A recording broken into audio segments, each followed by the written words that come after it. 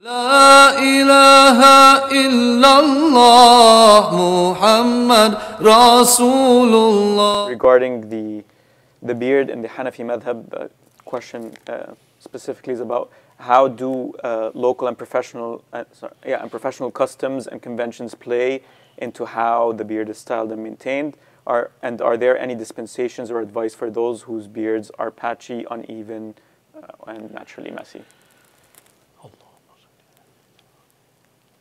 When it comes to the beard, the Prophet ﷺ commanded to have a beard. Right? What is the nature of that command? The ulama had much to say about it. And then he instructed to lengthen one's beard and to trim or to shorten or to remove one's mustache, right? And the overwhelming majority of Islamic scholarship understood the command to lengthen the beard to be a command related to propriety, to adab and hayat. And the basis of commands related to propriety are that they are for encouragement. Right? Imam Abu Sa'id al-Khadimi, a great Ottoman scholar, said, Al-Asl, and is similarly mentioned by a number of other scholars, Al-Aslu fil adabi wal hayat annaha lil istihbab. The basis of things related to manners and form and appearance is that they're for encouragement.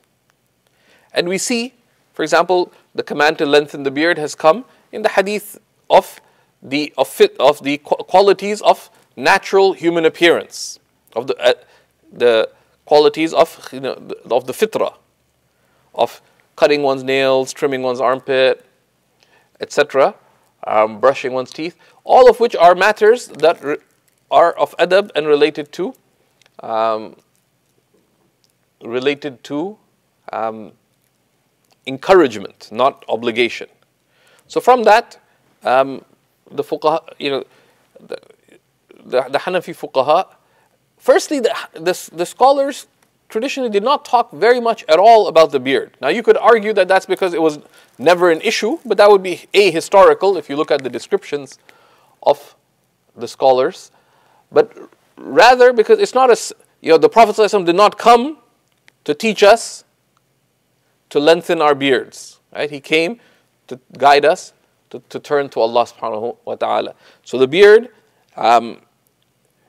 the position that we take, and that after consultation with many scholars, is that in the Hanafi school, keeping a beard is a duty, lengthening the beard is recommended. And it's also recommended that one keep one's beard neat. Right? That one keep one's beard neat. There are texts in the Hanafi school mentioning about not trimming one's beard less than a fistful, but those texts are contextual. Right?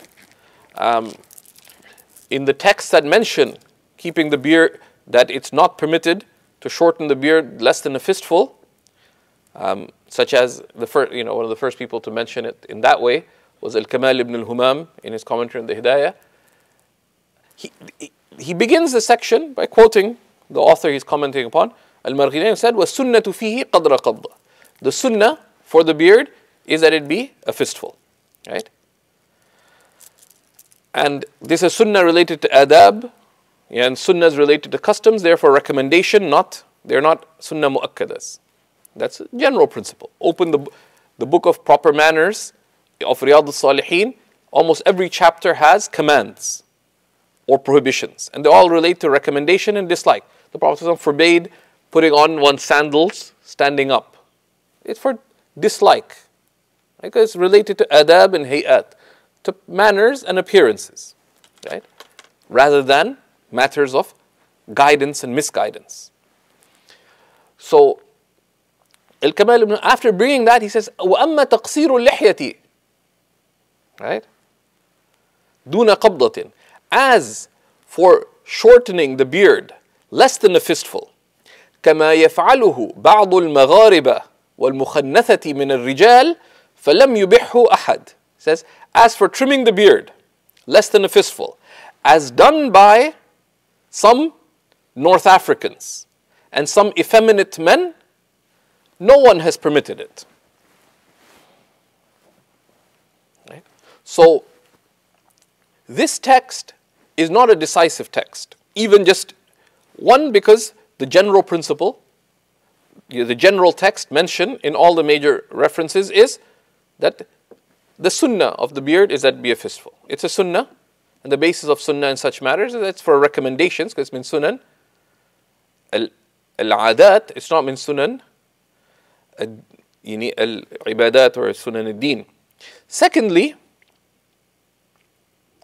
the text itself, though it may appear so clear, legally, it is open to two clear possibilities. As for shortening the beard, as done by some North Africans, some Maghariba, and some effeminate men, no one has permitted it. This clause in the middle, as done by kama, right, can be understood in two ways. It can be an illustrative clause, so the ruling being, as for shortening the beard less than a fistful, it is not permitted, and the clause is simply illustrative. Two examples of that being some North Africans, because of the Mediterranean, even historically, there were North Africans who were influenced by European dress and styles, and the ulama were pretty hard on those North Africans. As done by some North Africans and some effeminate men. And particularly in courts and stuff, they're men who would, take effeminate appearances. And so it could be illustrative. The ruling is unconditional. The two examples are illustrative. But it is equally possible, grammatically, that clause be conditioning. It's not lit-tamthil, but it's lit-taqeed. Meaning, as for shortening the beard, as done by, meaning in the ways done by some North Africans who were in impermissible imitation of the distinguishing ways of non-Muslims, or in ways that were effeminate, right? So meaning, as for shortening one's beard out of imitation or in an effeminate manner, no one permitted that. Right? And those are two general principles related to male and female appearance. That a man should look like a man and a woman should look like a woman. A man should behave like a man and a woman should behave like a woman in terms of, with the decorum and dignity that both are to uphold with balance.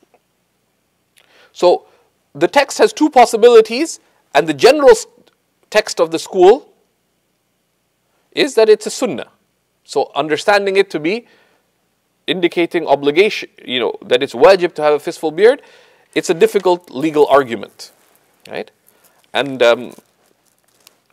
the textual basis for that would be difficult to affirm, right? Because if someone is able to keep a full, fistful beard, then that is a praiseworthy sunnah that they're rewarded for. However, the underlying duty for a Muslim man is to keep a beard and to keep it tidy. And this is a matter where there's difference. Certainly, many scholars, or a lot of scholars of the Indian subcontinent would affirm otherwise, and we respect that difference of opinion. But many very distinguished Hanafi scholars, whom we have consulted over the years about this matter, would confirm this understanding that we have transmitted, and that's what they themselves would practice as well.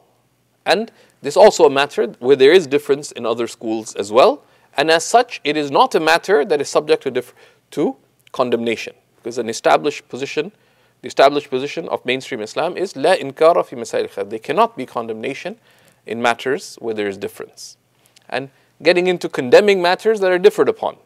And certainly if you look at the Shafi'i school, for example, there's no way you can say that lengthening your beard is an obligation in the Shafi'i school, right? It's absolutely. And if a person is following a sound opinion in any of the four schools, it is not condemnable. They cannot be criticized, right? If you want to give them advice and you know what you're doing, then you can give them advice, but without thinking ill of them. لا إله إلا الله محمد رسول الله